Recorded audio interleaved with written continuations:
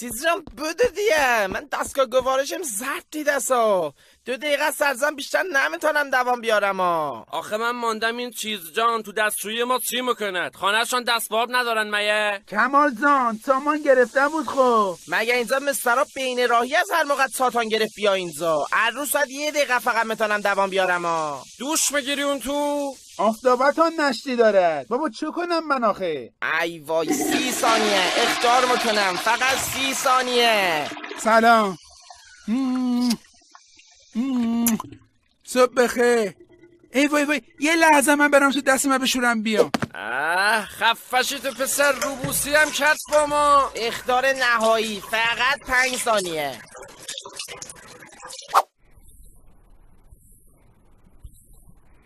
به به چه خوشتیب. کجا میری مگه؟ من هیچی، میرم مغازه دیگه. کجا دارم برم آخه؟ برای کفتره داد گلن زدی؟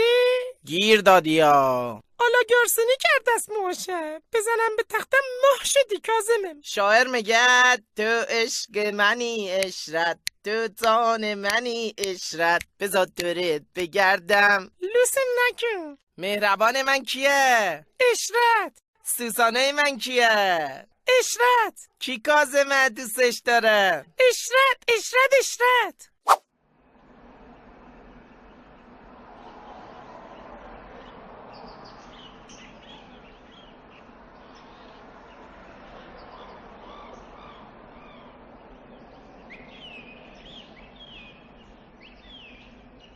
به به عجب سوژه‌ای.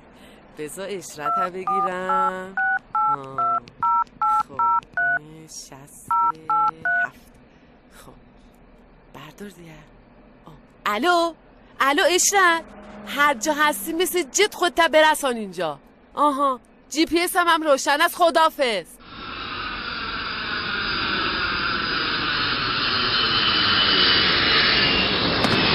چی شده است؟ بفرما اشرت خانم، تحویل بگیر. شلوار آقاتانم 2 تا شد. حالا هی خودت سر بلوز کن براش.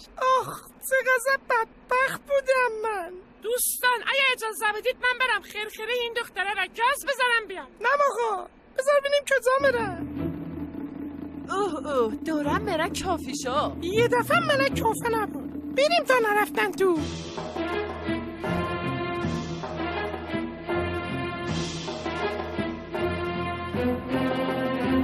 هیچی نگو کازم. آقا زان ورسه زیاد میکنی؟ خسته نباشی کاظم آقا. وایسید من میگم. الله بگو مادر من عصب بزند بد بشه دا. من گردآفرید دختر کاظم آقا.